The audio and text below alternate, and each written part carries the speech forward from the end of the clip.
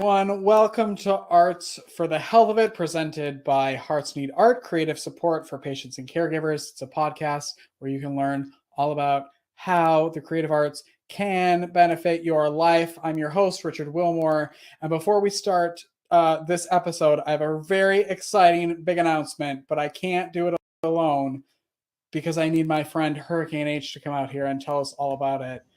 Hello, sir. Hello there. How are you, How's Richard? it go? I'm great. How are you? I'm doing terrific. Can't complain. And I'm glad to be here today. Well, I'm beyond glad you're here. First of all, tell everybody how your name came to be. Oh, well, that's a good story. But all right, so it's easy.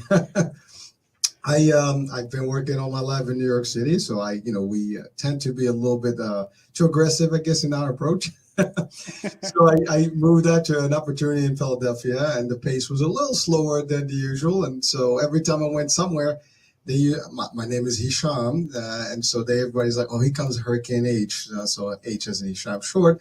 And of course, as I decided to go on to the media piece here, I needed a stage name, and thus Hurricane H, which correlates also with health, which is the main theme of our channel. So that was it. I try to do the best thing in about less than 30 seconds here. So.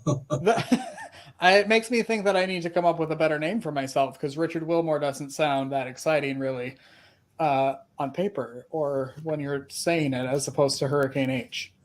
Well, some people call me H, Hurricane. But it sticks. It's good. It's just, I figured it works.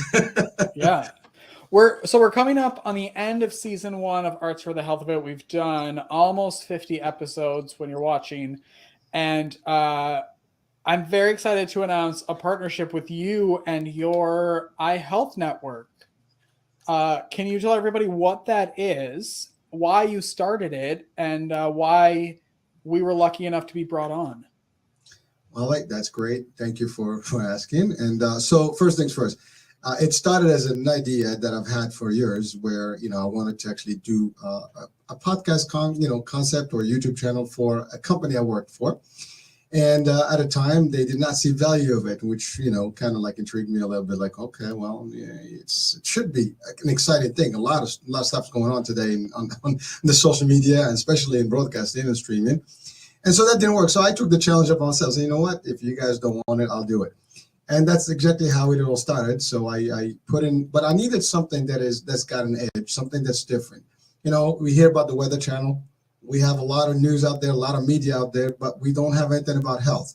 And so the first thing I did was start an iHealth Radio. And actually it's www.ihealthradiousa.com. It's an app you can download on any Google Play or Apple Store.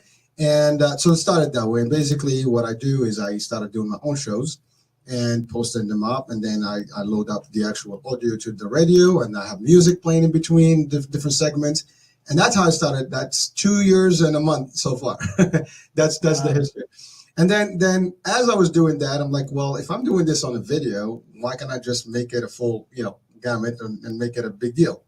So next thing it became a YouTube, and I created the iHealth channel, which is this. And then after that, my last name is Eran Thomson. We have a fitness company, so we have the Fit and the Fab, which is a fitness brand of kickboxing. And I'm like, well, let's do a channel for that. So it became the Fit and the Fab channel. We have a cosmetic, company where we do organic argan Moroccan oil stuff. So let's do the glamour channel, the beauty channel. And then that's that. And before you know it, now I have the nutritious channel rather. I have the Macra, which is an alliance that is specific for managed care industry. So I do their production there. And of course, the iHealth channel is the primary. I have the Sales World channel, which dedicates only to sales and anything selling. And that's kind of like how the network became the Eran Thomson Media Broadcasting Corp, which is an actual company, and the acronym EMBC, which sounds very in tune with all the NBCs and ABCs and CBCs. Convenient how that worked out, right? Well, actually, it was selected. The name, I had to figure out the corporation name, and that came up nicely. And so I was actually a guest on your podcast, and then it just sort of was like, oh, could we? I finished the interview, and I thought, you know what? I'm just going to ask him what it would take to get on his network. And as I was opening my email to write that email, you had already wrote me an email to be like, hey, can I put your podcast on my network? And we started sending you the files, and we're so thankful for that. It looks like we're getting a lot of views and a lot of listens, and which is exactly what this podcast is all about, is advocacy and talking about arts and health. So thank you so much for putting us on there. Richard, actually, first of all, when we first connected just to do my show, like you being a guest on the show, I was intrigued because I hadn't had somebody that connected the arts piece to the health, which I do believe it's a big component. And at the time, I wasn't even aware of your organization and what you did. And we had a great show. I believe we had a blast there. And I was literally happy to hear all the stuff that you're doing. And certainly, my platform is available. It's not about me or my shows. It's really about the guests and the content that we bring in to the table and to the audiences as resources.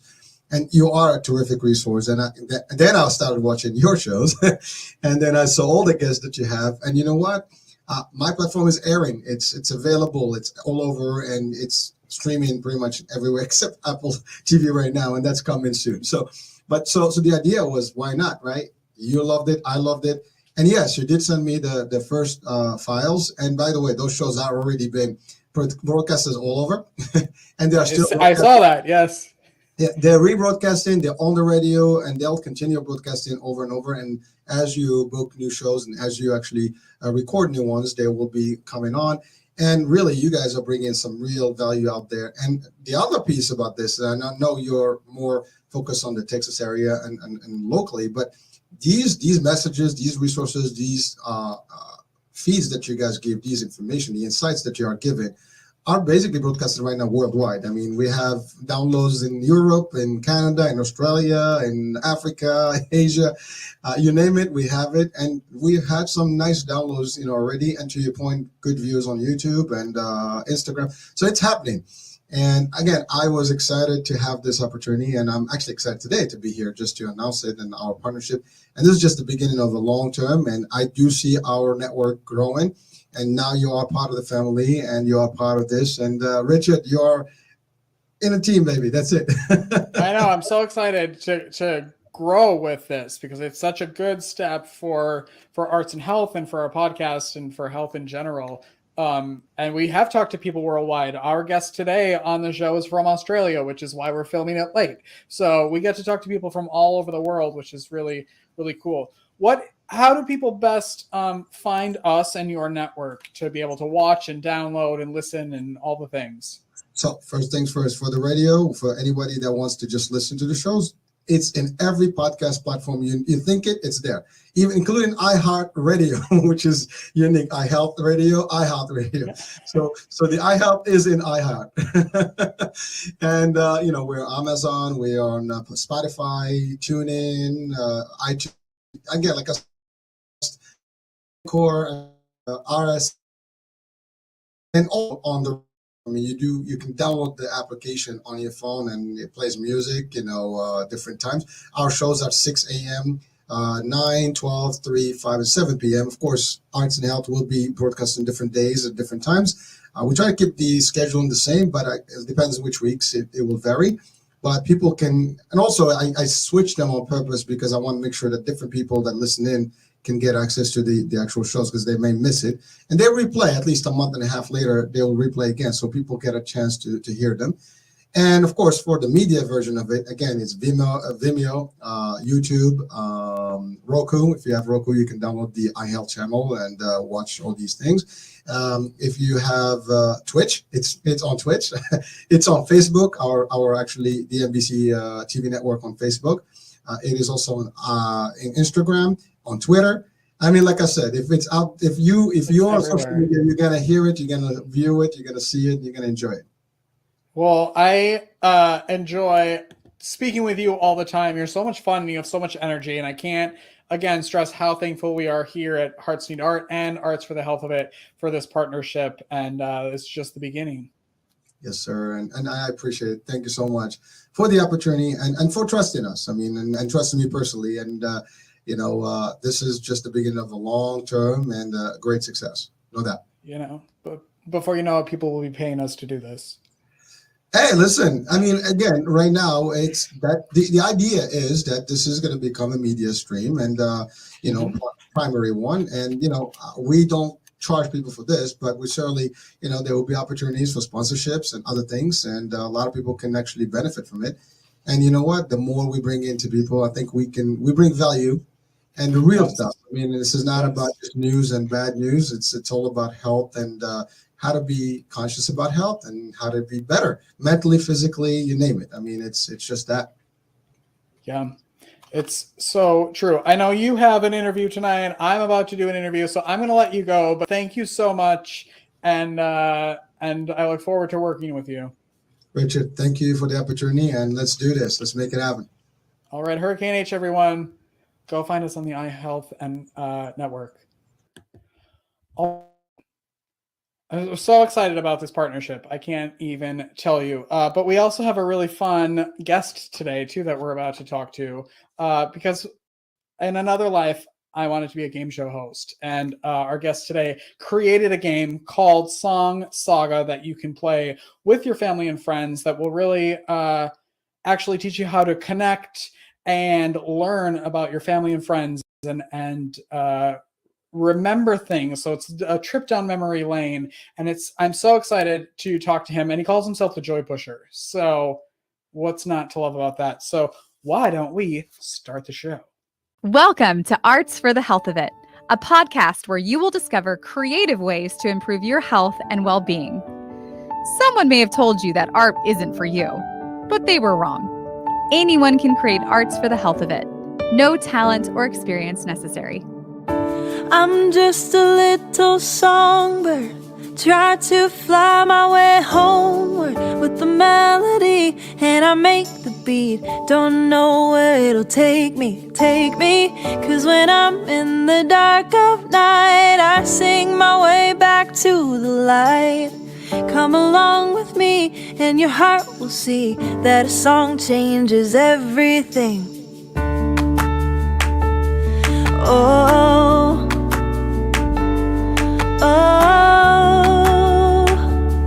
oh.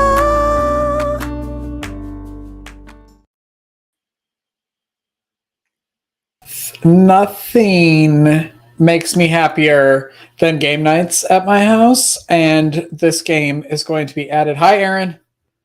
Hi, how are you, Richard? I'm super. How are you? Fantastic. Nice to be chatting with you today. Yes, I'm so glad you're here to talk about this game. But first, I want to talk about you being the Joy Pusher and what that means for you and in your life. Okay, cool. Thanks for asking. So I guess, I hope at least at some point in all of our lives and careers, we find time or multiple times to kind of stop, pause, reflect, think about who we are in the world, what we want to achieve in our lifetime, how we want to impact the people and places around us. And, for lack of a better word, define our personal brand or redefine our personal brand. And so I was going through this process a couple of years ago and really struggling because my background and my career has been so diverse and so varied. And it's, in my own head, I was struggling with the challenge to how to find the through line through everything that I've been involved with. And it was actually my wife who kind of observed that. She said, even though you've done all these disparate things, the thing that connects them all for you is that you're all about bringing joy to other people and delivering some form of newly discovered happiness to them. And so she's like, you're like a drug dealer who sells joy. And we were like, the Joy Pusher.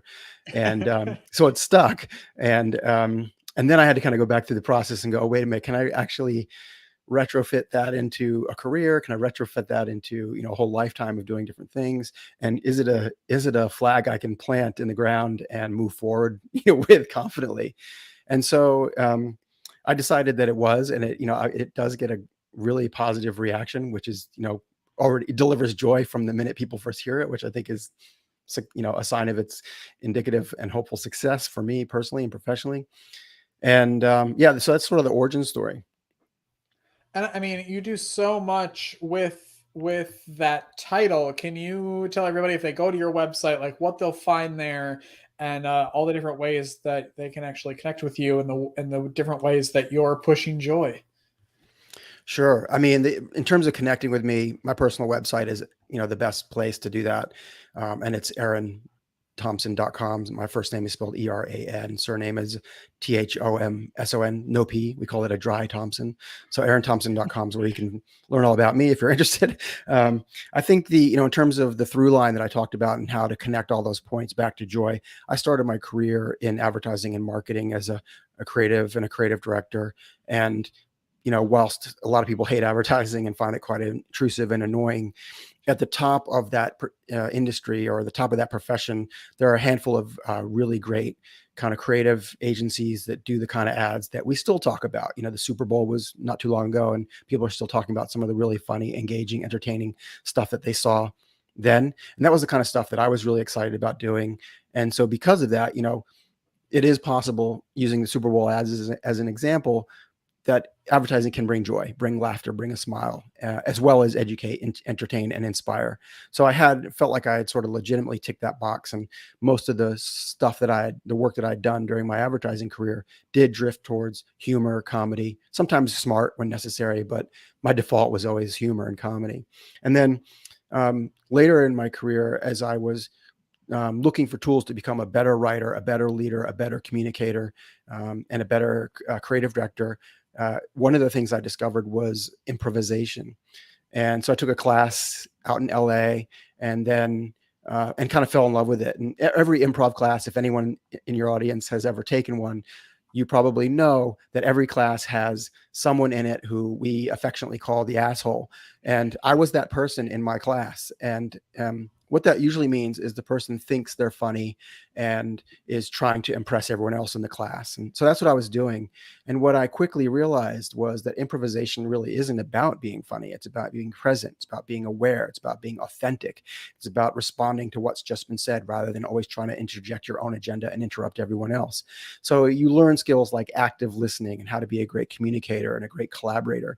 And even though I was in that class to get better at comedy writing and working with talent and working with clients, what I walked away was this newfound set of tools that I wanted more of. So when I moved back to Australia after that course, I really wanted more. And there was nobody here at that time. This is going back about 11 years ago.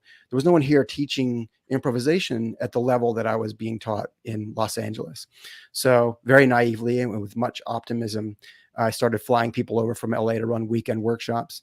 And to make a long story short, that sort of snowballed into me launching a school called Laugh Masters Academy, which has now been trading for 11 years and is probably one of the largest improv and sketch comedy schools in the Southern Hemisphere.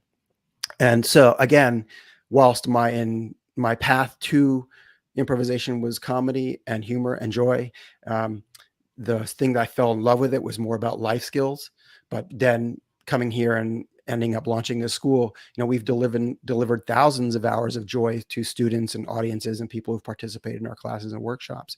So that was a real easy kind of joy box to tick. And then again, off the back of that business, we founded a corporate training business, which transplants the fundamental philosophies of long form improvisation from the stage and puts them into a corporate environment.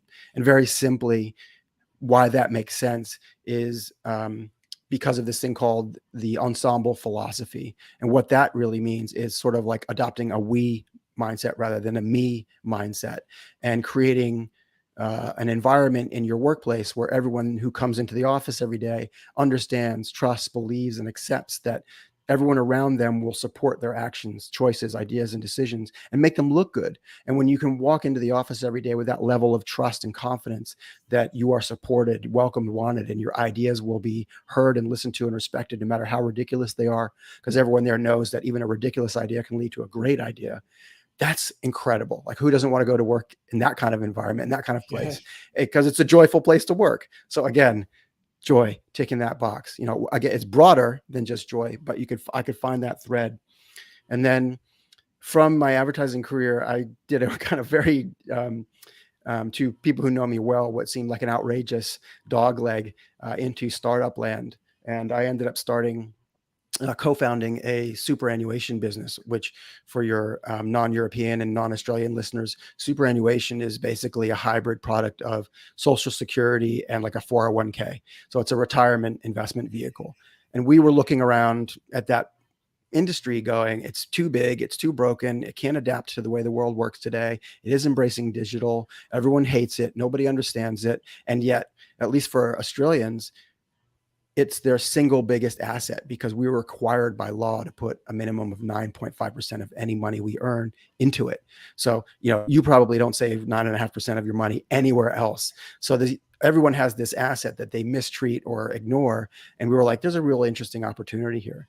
So to make a long story short, my job there was to help make people more aware of the money they had, influence how they invest it into things that matter to them. A great example of that was most of the superannuation businesses that existed before ours, which was called Zuper, were invested in things like tobacco and nuclear weapons. And when we asked people, did you know that your money was invested that way? They were like, no. Are you happy about it? No. Okay, so we can do something about that now. So again, that's, if the idea of investing in things that matter to you, or divesting from the things that you don't like, and having more money when you're retired brings you joy, then great. Again, taking that box. So you can see how I was able to kind of retrospectively go back and find that position that I, now that I've called it out for myself and for the world, it sort of becomes a guiding light and a guiding principle for any of the things I might do next, including Song Saga, which, is how you and I first got into touch. Yes, I love this idea. And I think that, recently a lot of things are coming on in the news. There was a whole Dateline 2020 thing about Tony Bennett and music, and the way that music, no matter where your brain really is, somehow still translates, and there's some weird connection with music and your brain. And I think this is such a great, easy way for people to be able to be entertained, to bring joy to their lives, and then also learn about people and, stretch that memory muscle. So the game is Song Saga. I love the box. I love everything about it. It's so fun. And where did that idea even kind of come from, where you were like, I think a game is our next step? Yeah. So, one of the things that my wife made me promise was not to start any more businesses without her permission. So, because, I've done a lot of things and been involved with a lot of startups and different ideas. So she was very like, you need to slow down. You need to figure out what it is you really want to be doing. So I had already in the back of my mind, I'm not allowed to do anything new. But what had been percolating away was, I guess, two disparate thoughts that I was able to connect. The first was, I think 20 years ago now, Steve Jobs came on stage and held up the very first iPod and was like, 10,000 songs in your pocket. And everyone went, whoa, crazy, right? How am I even going to what am I going to do with 10,000 songs? Oh my God, this is the best thing. And then everybody went out and we all had iPods for a decade, whatever, right?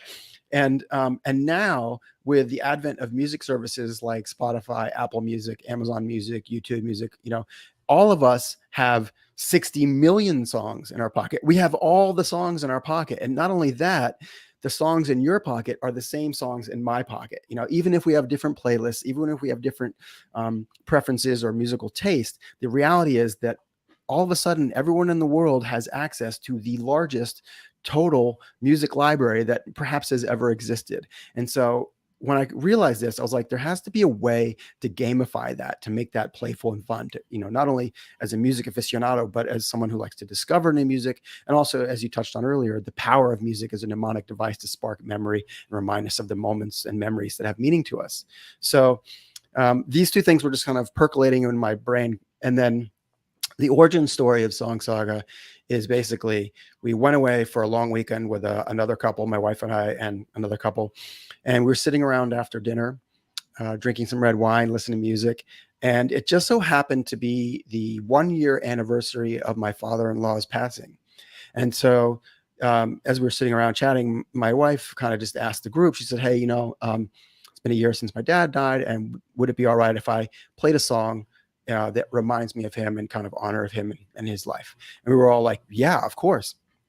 So she pulls out her iPad and plays Here Comes the Sun, doo-doo-doo-doo by the Beatles. And we all listen to this song, and that song all sparks memories for all of us. And then she tells this beautiful story about how as a teenager, she would come home after school and she would go out to the wood shop where her dad always was. He was a woodworker, and he had his record player and his record collection in the wood shop so that he could play music really loud without disturbing their mom back in the main house.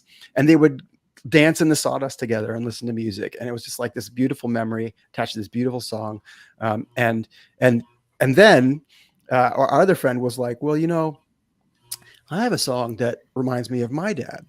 And so they shared a song and shared a story. And then another person went, and then I went, and we all told stories and had songs that were instantly and easily relatable to our fathers that were totally different. Some were sweet, some were sad, some were, really deep and meaningful. And we were like, wow, that was really cool. Let's do that again and pick another subject. So we did. And we ended up doing this all night long. The next day, I woke up and I was like, that's it. That's how we marry this idea that we all have 60 million songs in our pocket and yet completely different life experiences that are, there to be unearthed, to be surfaced and shared. Right. I think without a doubt, my favorite thing about Song Saga is that it unlocks the memory bank, right, and gives us access to stories and songs and meaningful moments that made us who we are, that we would never just, randomly decide to tell someone, right? Right. But now I'm sitting with you or with friends, and we're sharing these things about ourselves that even for people who think, oh, I'm not a great storyteller. Well, this is less about telling a great story and telling an authentic story, a real story, your story that only you can tell. And you can only tell it well because it's real and it's yours. And that is what creates this incredible connection between people, because now there's no surface. There's no, like, I'm trying to be funny, right? It's no, I'm trying to entertain you. I'm trying to be a good story. I'm just sharing this thing that has meaning to me. And whenever people reach that level of authenticity and perhaps vulnerability, we can't help but feel empathetic and attraction and, and find that connection.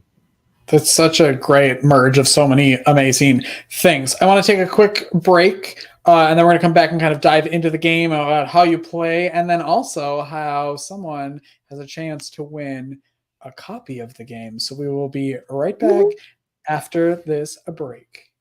Whether you consider yourself a musician or not, music is all around us, and it affects our everyday lives. Whether it's background music influencing our shopping habits in a store, organ music adding the vibe to a baseball game, or a playlist convincing us to keep going on that last mile of a run. I'm Mindy Peterson, host of the podcast Enhance Life with Music, where we take a holistic look at the power of music in our everyday lives through the lens of science and health, sports and entertainment, business, and education. You can find me and Enhance Life with Music at mpetersonmusic.com/podcast or wherever you get your audio. Unleash the power of music.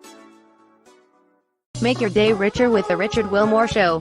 Meet amazing musicians, talented actors, brilliant authors, hilarious comedians, and the most creative people in entertainment.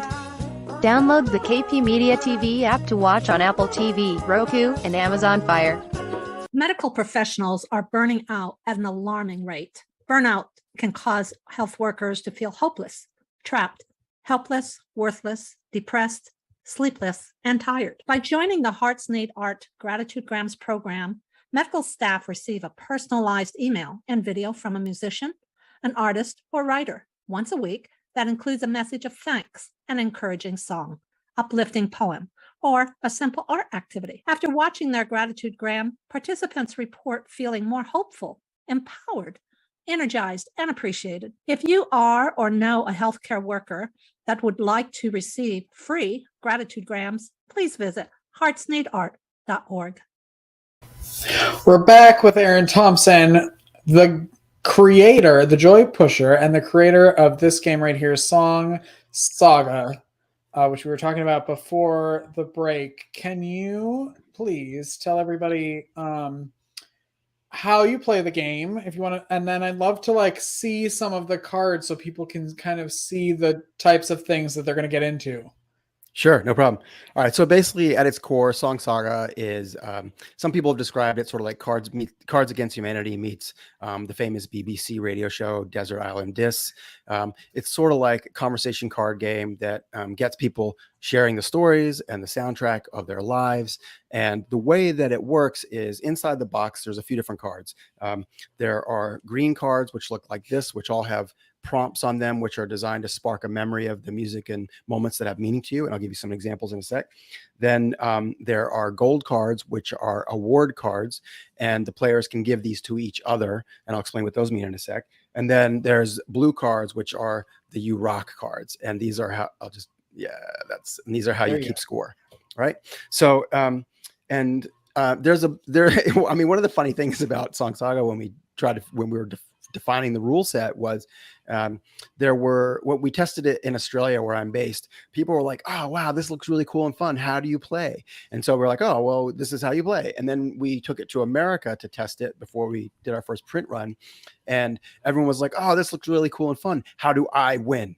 And we're like, oh, wow, what an interesting Sounds about difference. Right. Yeah. Yeah. So we had to kind of rethink, the rule book. So what we found in both America and in Australia is that whilst Americans stereotypically seem to feel slightly more fixated on winning, once they start playing, they very quickly realize that the joy from the game comes not from I beat you, but from I got to know you better, right? I learned things about you that I never knew before. I discovered new music. I have a killer playlist as a result of this time that we spent playing. So that's the real win. That's the real joy. But you can play competitively if you want. And so generally speaking, most people end up just kind of devolving into, an awesome night of storytelling and playing music and sharing music. But if you want to play to win, the way it works is everyone starts off with an equal number of these green cards. And as I said before, they all have prompts. So some of the prompts, I just pulled some random examples here. So first CD, cassette, or album that you bought, breakups, traveling, someone who influenced you, guitar solo, love that one, university, the lowest point in your life so far. So that's interesting. So it's not always silly. It's not always like upbeat and positive. Like we're designed to like create some moments of intimacy and truthful sharing, but some of them are very silly. We get a lot of Snoop Dogg and Johnny Cash on this card. And then, grandfather and, that's a funny one, puke. So you can see it's a diverse range of cards, and whilst not every card may spark an idea for everyone, that's okay. That's why you have lots of them in the box. And the other thing that's interesting about these cards, it's not like, oh, I have to think of a story and a song that has grandfather in it or is about my grandfather. It's really, they're just designed to spark a memory. So a lot of times what happened, people would be like, oh, my grandfather used to collect trains. And that reminds me of the time I was traveling around Europe, and our Eurail passes expired, and we had to sneak aboard a train, and the train was playing this opera music. And you know what I mean? Like, so it has nothing to do with grandfather, but it takes you to a place, and that's important because it makes the game a lot easier to play for people who may not have as lived a wild life experience yet, right? So anyway, that's the green cards. And then while you're playing, everybody also has in their hand a number of these gold card awards, and the gold cards are based on things that have happened at the Grammys or the MTV Music Awards, or just about things we know about celebrities, mostly musicians in general. So a couple of examples here. If you play a song that everybody gets up and starts dancing, then someone might win the Beyonce award for best dance moves, right? And that's based on the MTV Video Music Awards in 2014 when she set the world on fire with her crazy dance in that sexy dress. If someone tells an incredible story, they might win the Oprah Award for Most Amazing Story. For a story that should be a movie, you might get the Spielberg Award. And if you remember the story of if anyone here is a Radiohead fan, they might remember a few years ago, someone hacked Radiohead servers and tried to ransom OK Computer, probably one of the most famous albums. And and basically blackmailed Radiohead into trying to pay them not to release their album. And so if someone reveals some intimate secrets in the course of play, they might get this card. Now, what's That's interesting about the most blackmailable story is that in the box, there's also this very important card. This is the Pinky Promise NDA, which basically says, all players must make the following Pinky Promise. I, Eran Thomson, do solemnly swear that what happens on tour stays on tour. So, and the fine print basically says, don't be a jerk. If people are sharing, intimate stories with you, use your judgment about whether or not it should leave the room. That's smart. Yeah. And so basically what happens is people, you play it with a music app in your hand or on your phone or your computer, and people, sometimes the card sparks the memory of an event, a life event. Sometimes it sparks memory of a song, and you just find those songs on your music app of choice and you play them. Now, a couple things are really interesting about that. One is that the song can sometimes be like a background track, like a soundtrack to your story. Sometimes it's the setup. So like, oh my God, I have the best story, but first you have to hear this song and then I'll tell you why it's amazing to me. Or sometimes you tell this great story and the song is like a punchline and you're like, and this is what we heard on the radio, right? But probably the best thing, and this probably is a nice segue into some of the health benefits of Song Saga, is what happens when people think they don't have a song or they don't have a story. So sometimes someone might pull a card out and they'll be like, university, I don't know, I can't think of anything. It sort of makes me think of like, we used to listen to Led Zeppelin all the time, So then they'll go into Spotify, they'll see all the Led Zeppelin songs, they'll recognize the one that they played a lot, and as soon as the first notes come out of the speaker, they're like, oh man, college road trip, spring break, we were going to Florida, blah blah blah, and my friend's car broke down, blah, blah, blah. And this you over and over and over when you play, you see the power of music as a tool to unlock memory. It's so incredible. And so even people who think they haven't got stories, even people who think they can't remember stuff, that's music is your friend, and music will unlock the memory and make you successful when you play. What are you hearing from people who have played the game? And I also imagine this game taking like 6 hours to play. It's like Risk, like how Risk takes a day and a half to play. Like this could go on for hours, which could be so fun. You could spend an entire evening just playing this game. But what are you hearing from people who have played the game? I was watching some of your social media videos, and going on your social media alone just to watch those videos of how excited people are after playing this game is worth it. But can you talk about that at all?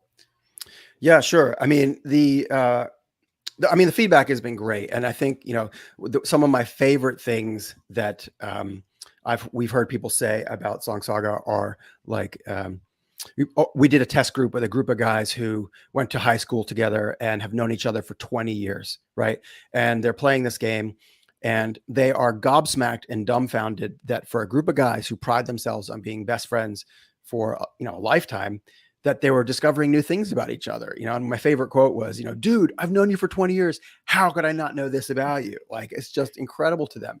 And that's, the game is just so great at unlocking and surfacing those memories, like I said earlier. The other favorite quote that we heard recently was from a woman who, she said, I learned more about my husband in one night of playing Song Saga than in all the years we've been married. And I was just like, oh, wow. That's incredible. Right. So it is fun. It is playful. You can play all night. Like the very first group of people that I ever played Song Saga with was a group of friends on an annual ski trip. And they all love Cards Against Humanity, and they were really excited to play Cards Against Humanity. And I put this on the table, and I didn't tell them that I'd made it. I just left it on the table because in my brain, I'd only gotten as far as, let's see if anyone picks up the box and thinks it's interesting. For me, that was going to be a win for the weekend, and someone did. And they were like, hey, this looks cool. We should play it. And, one of the real diehard Cards Against Humanity fans was like, okay, we'll play that for like an hour, and then we're going to play Cards Against Humanity. So this is like at 8 o'clock at night. fast forward to 3 a.m. in the morning and people are playing air guitar and dancing on the furniture, and Song Saga is still in effect. It was just, and I'm texting my wife the whole time, like, you're not going to believe it, they're playing it, they're still playing it, they love it, I'm getting great stories. Like it was just sending her bad blurry photos. It was hilarious. So at what point did you tell them you were the creator of it? Before we all went to bed, and then everyone's minds were like, what? Yeah, it was cool. It was very cool. The thing I wanted to share with you just quickly that I think is probably going to potentially really relevant to your listeners is what we've seen, and we've probably all seen, is the power of music in terms of dealing with people who have Alzheimer's or memory issues. And so one of our things that we've been working on is trying to get Song Saga into aged care facilities. So, we've observed that grandchildren and children of parents, the elderly parents, they often feel obligated to go visit, grandma and grandpa, and yet feel uncomfortable with the dynamic that exists in those places and often struggle to connect and create meaningful conversation. And so we introduced Song Saga into that equation, and all of a sudden the grandchildren are watching their grandparents light up in a way that they've never seen before, hearing stories from their lives, being exposed to music from a year ago that many of us haven't heard or forgotten. And the same goes for their parents, the other way. So in terms of a health benefit, there's Song Saga kind of, it's still a game, it's still playful, but you introduce it into that environment, and it creates a really exciting, beautiful experience. Yeah, such a unique and special way to unlock some memories like that with people. I mean, people who don't have memory issues and people who do. It's such a well-rounded game for everyone, I think. Totally. Where can people get the game? So the Song Saga is available on Amazon. Like if you're in the United States, probably it seems like everyone's get it by this afternoon, probably here. Yes. Yeah. So it's on Amazon. I would love it if you bought it off our website, which is song-saga.com. If you just Google Song Saga, you'll find it. And it's in a few stores in the US and around the world. We ship globally from America and from Australia.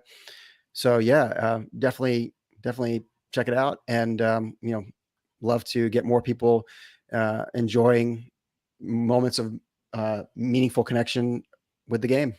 I love that. And tell everybody how they have a chance to win a copy of it.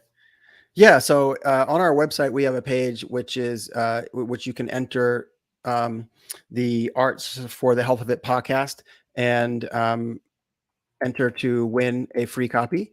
I'm just double checking the URL right now.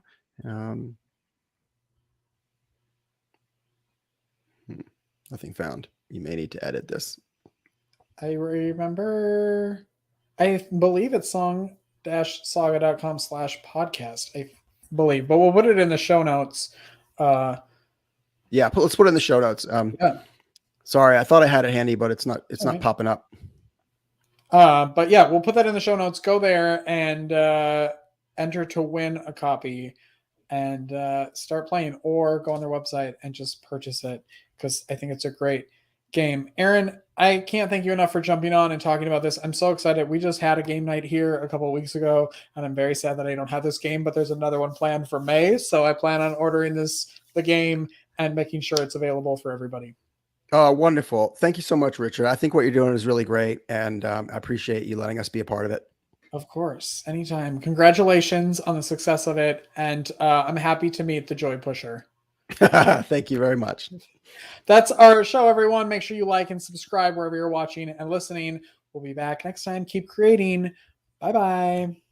Thank you for listening to Arts for the Health of It, a podcast produced by Hearts-Need Art, creative support for patients and caregivers, in partnership with the National Organization for Arts and Health. You can help others learn about the healing power of the arts by subscribing, sharing, and reviewing the podcast wherever you listen or watch. The podcast is hosted by Richard Wilmore, co-hosted by Constanza Rader. Our theme song, Songbird, is written and performed by Natalie Lane. Visit heartsneedart.org to learn how you can support our mission to create joy with people facing life-altering health challenges. Join us next week to learn more ways you can create arts for the health of it. The views expressed on this podcast do not necessarily reflect the views of Hearts Need Art, their staff, board members, or other affiliates. All content is created for informational purposes only. This podcast is not intended to be a substitute for professional medical advice or to diagnose and treat any health condition. Always seek the advice of your physician or other qualified health professional with any questions you may have regarding a medical condition. Never disregard professional medical advice or delay in seeking it because of something you heard on this podcast.